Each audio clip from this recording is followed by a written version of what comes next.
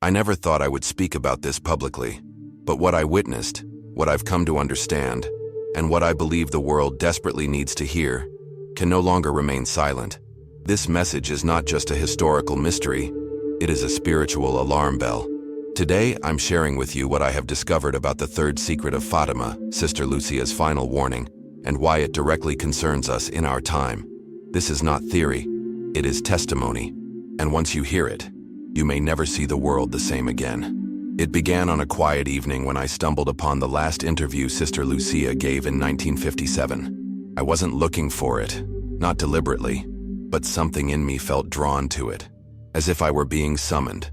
I had heard vague references to Fatima before, but never in depth. That changed when I read her words, her warning, her pain. They didn't feel distant or historical. They felt alive, urgent, immediate. It was like reading a letter addressed to me personally. From that moment, something shifted within me. I knew this was no ordinary story of Marian apparitions. It was a message from heaven with consequences for every soul still walking this earth. Sister Lucia spoke with sorrow, not anger. Her tone wasn't condemning, but pleading. She lamented that no one, neither the good nor the bad, had truly listened to the Virgin Mary. It was a call not to admiration, but to action, a deep, personal transformation. And when she said the church was infected from within, I felt a chill. I had seen confusion. I had felt disillusionment. But to hear it framed as diabolical disorientation was something different. It made sense of the chaos I had perceived for years, but couldn't put into words. The battle wasn't just cultural, it was spiritual, and we were losing. What haunted me the most was her declaration that we must not wait for the Pope, bishops, or governments to lead the charge. Each of us must begin the spiritual reform now. That shook me. I had spent so much of my life waiting, for leadership, for signs, for confirmation. But Lucia's words stripped me of excuses. It wasn't about waiting anymore. It was about beginning. That one idea changed my faith forever. I could no longer live passively, believing that someone else would save the world. That responsibility was mine. She revealed that the devil's primary strategy was to target consecrated souls. The implication was terrifying. If those ordained to lead were being attacked, if they fell, entire flocks would fall with them. And then I began to look around. I noticed how few spoke the truth with clarity. I saw how many leaders, once bold, now spoke in ambiguity. The confusion was systemic. It wasn't random, it was orchestrated. And suddenly, I saw what Lucia saw. I saw the war not with bullets, but with ideas, compromises, and silence. In that moment, I recalled a phrase I'd once read.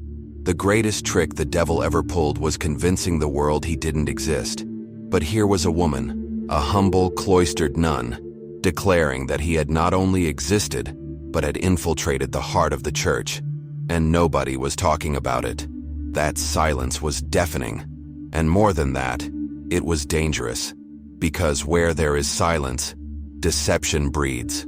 Where there is silence, people stop praying. Where there is silence, evil thrives. That's why I'm speaking now. Because silence is complicity. And I will not be complicit in a spiritual deception that threatens the eternal destiny of so many souls. If what Sister Lucia said is true, and I believe it is, then we are at war. Not just politically, not just morally, but cosmically. The stakes could not be higher. And if we do not wake up, we may be the generation that allowed darkness to overtake the light. Not because evil was stronger, but because we refused to fight. So before we go further, I ask you to listen. Not just with curiosity, but with urgency. I don't need you to agree with everything, but I need you to stay with me. Stay until the end. Because what I'm about to reveal across these 10 parts is not just information, it is invitation. An invitation to clarity, to courage, and to action. And it begins here. I remember sitting in silence after first encountering that interview. It was as if the world had suddenly turned darker, not because the light had vanished, but because I had become aware of the shadows I previously ignored. I looked back on my own life, on how often I had brushed off the spiritual, how easily I had dismissed the calls to prayer, penance, and conversion. I thought I was doing enough. I believed I was good enough. But those words from Sister Lucia penetrated deeper than any sermon I had ever heard. It wasn't about being good. It was about being holy. It was about being awake. As I reflected, I realized I had lived a kind of spiritual mediocrity, a routine of rituals, half-hearted devotions, and a constant waiting for someone else to take responsibility. Lucia shattered that illusion. "Do not wait," she had said. And suddenly I understood. Every delay, every compromise was not neutral. It was cooperation with evil. I began to ask myself hard questions. Was I living a life that could withstand spiritual warfare? Was I praying as if souls depended on it? Was I speaking truth or staying silent to stay comfortable? That's when I discovered the power of the rosary, not just as a prayer but as a weapon. Lucia's insistence that the rosary had been given a new supernatural efficacy struck me like lightning. I had said the rosary before, but never with urgency, never as if my life or the life of someone I loved depended on it. But once I embraced it fully, things began to change. Clarity returned. Courage grew. Temptations weakened. The darkness lifted. It was as if heaven was waiting for me to pick up the sword I had left buried in the drawer for years. This wasn't superstition. It was strategy. Heaven's strategy.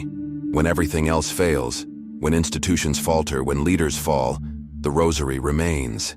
And it made sense. It wasn't about superstition. It was about immersion. Each bead brought me closer to the mysteries of Christ. Each Hail Mary linked me to a long chain of saints and martyrs who had clung to this same lifeline in times of terror and confusion. I wasn't just praying words.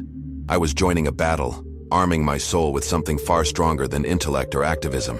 But there was more than prayer. There was devotion. Lucia spoke often of the Immaculate Heart of Mary, not as an emotional image, but as a refuge, a fortress, a spiritual command center in a world gone mad. At first, I struggled with this. I had always seen Marian devotion as secondary, as optional. But I came to see what Lucia saw, that God, in His mercy, had made Mary our final offer. Not because He was weak, but because we were. And He knew that in the end, only a mother's love could still reach our hearts.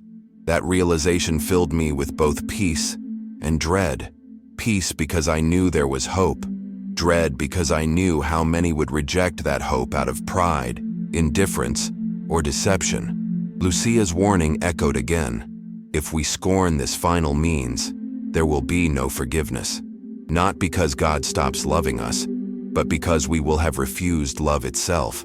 That struck me deeply. I realized I could no longer afford to delay. I had to choose. Either I aligned with God, or I was in the camp of the enemy. There was no neutral ground, and so I began the process of reformation. I didn't wait for permission. I confessed everything.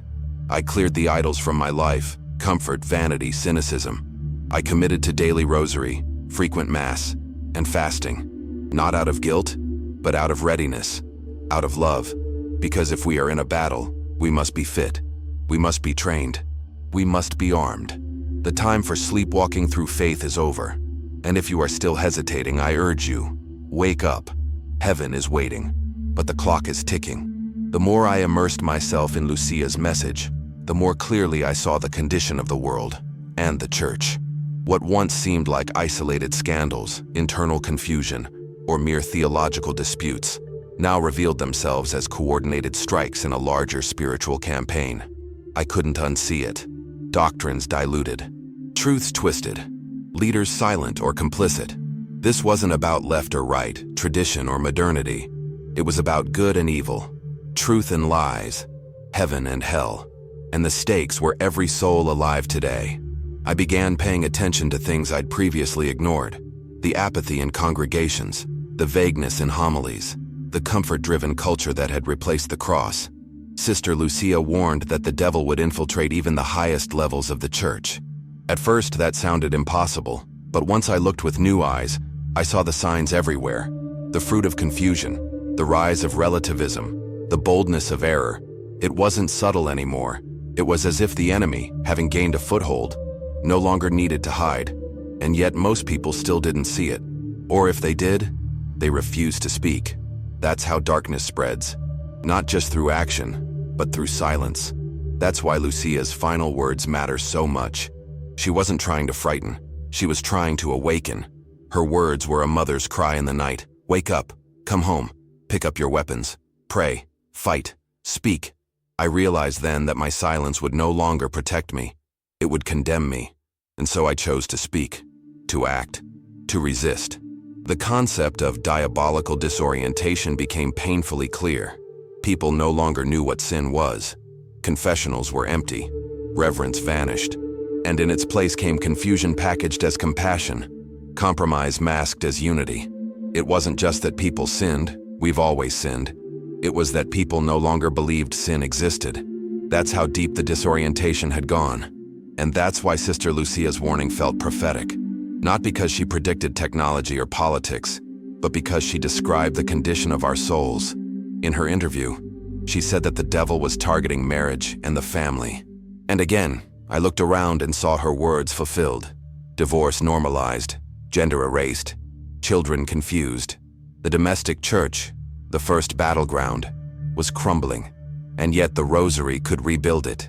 That simple, humble prayer could sanctify a family, could drive out confusion, could restore peace. And so I prayed it, not just for myself, but for my home, my spouse, my children, my future descendants. I wasn't just praying for comfort, I was praying for legacy. This was no longer a private devotion. It was a public duty. Every rosary became an act of resistance. Every confession, a declaration of war. Every fast, a blow to the enemy's plans. I wasn't perfect, but I was aware. And that made all the difference. Because awareness leads to vigilance, and vigilance leads to sanctity. I began to see what the saints saw, that our lives only matter if they're aligned with eternity. Everything else fades. Careers, reputations, even health. But the state of our soul endures. And so if you're listening to this and wondering where to start, let me tell you. Start with one rosary, one act of contrition, one sincere confession, one fast, one bold act of truth. Heaven does not require perfection. It requires willingness. Sister Lucia wasn't calling us to become mystics or theologians. She was calling us to become saints. And sainthood begins with yes. Say yes. Today. Right now. And let that yes echo through your actions until the end of your life. I remember the first time I led my family in the rosary. It wasn't glamorous. It wasn't easy. My hands were shaking. My voice trembled. I wasn't sure what I was doing, but I knew I had to do it. Sister Lucia's words had ignited something in me, a fire I could no longer contain, the same fire that had once burned in the hearts of saints, martyrs, and mystics. That night I gathered my family and we prayed, and something changed. Not in a flash, not with visions, but with a quiet, unmistakable peace that entered our home and refused to leave. It became our new rhythm, the rosary every night, fasting on Fridays, sacrifices offered in silence, and slowly, things began to align. Arguments grew fewer, screens dimmed, conversations deepened. There was less fear, less noise, less chaos. I began to understand why the Virgin Mary had pleaded so passionately with the children of Fatima. She wasn't just calling for prayers, she was handing us a survival manual for the last days, a divine blueprint, not just to endure, but to conquer, to live with clarity, purpose, and conviction in a world unraveling at its seams. But make no mistake, there was resistance, not just from the outside world, but from within. Old habits fought back, doubt whispered, fatigue crept in, the temptation to compromise, to relax, to take a break from this spiritual vigilance was constant. That's when I began to see the rosary not just as a devotion, but as discipline, a training. Like soldiers in boot camp, we weren't called to feel holy, we were called to become holy.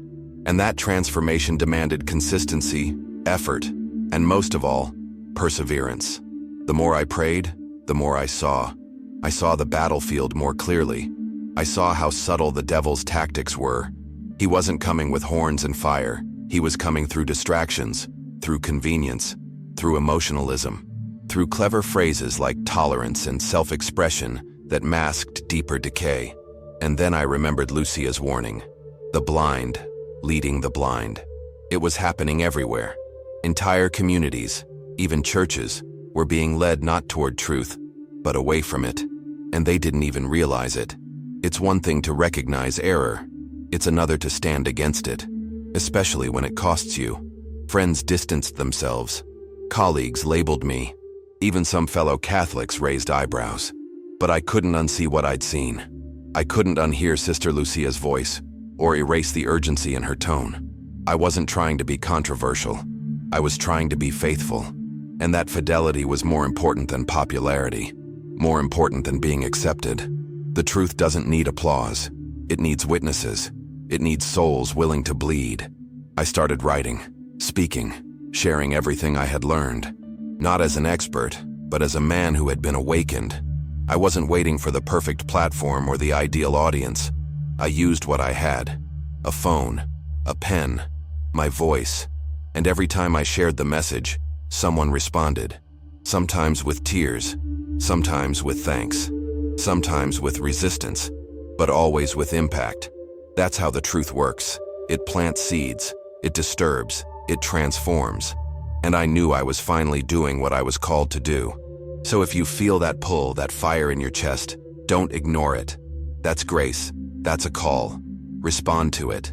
Act on it. Because the time is short. The battle is here. And the harvest is great. Heaven isn't looking for perfect people. It's looking for willing people. Men and women who will pick up the rosary, step into the light, and refuse to bow to the darkness. The Virgin Mary has not abandoned us. She is still calling. And today, right now, she is calling you. There were days I wished I could go back to when things felt simpler, quieter, less intense. But the truth is, that simplicity was an illusion. The war was always there. I was just asleep. And now that I was awake, I couldn't go back. Not without betraying everything I had come to understand. Sister Lucia said that this is a decisive battle, not a symbolic one, not an idea, but an actual definitive conflict between good and evil, heaven and hell. And I had made my choice. I was all in. But choosing a side in a war has consequences. It isolates you. It stretches you. It tests you in ways you never imagined. You start to see life differently. Every conversation, every decision, every relationship becomes a spiritual opportunity or threat. You no longer measure success by income, likes, or reputation.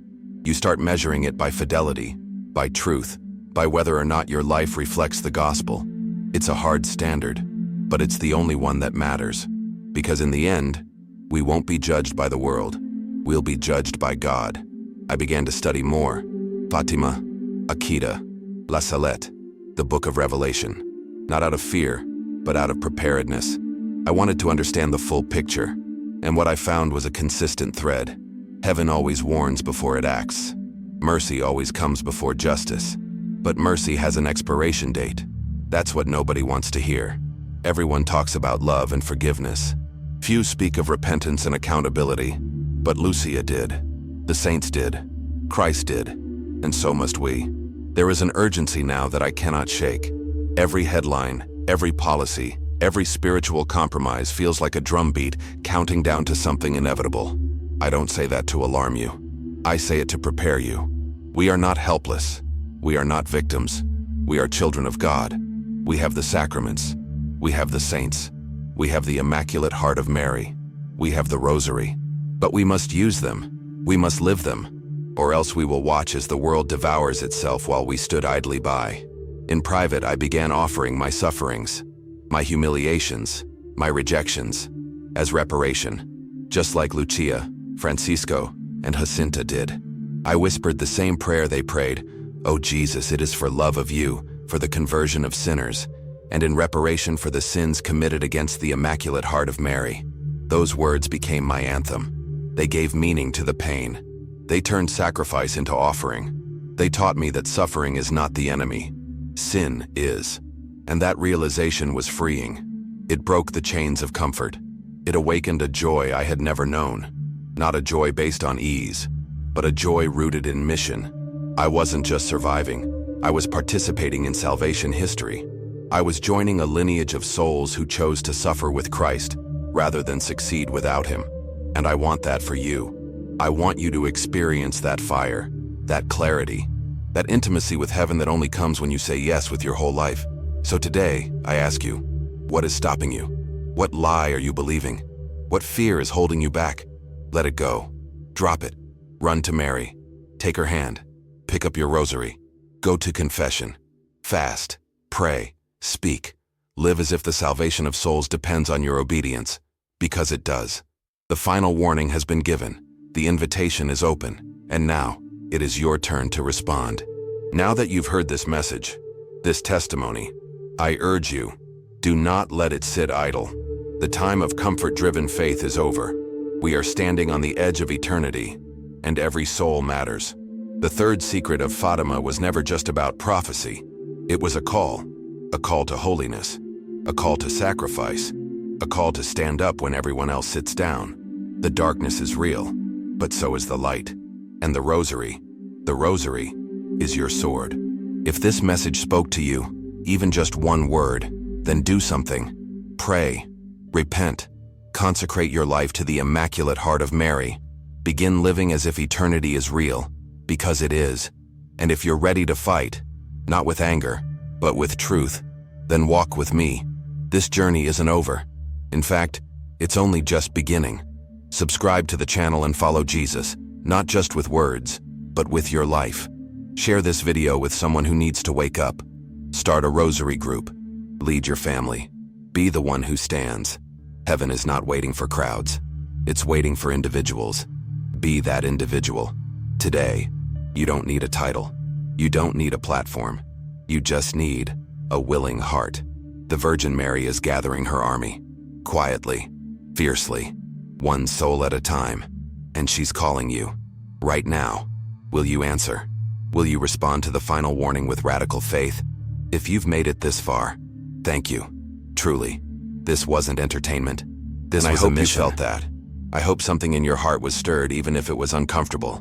That discomfort is grace. Don't ignore it. Sit with it. Pray with it. And act.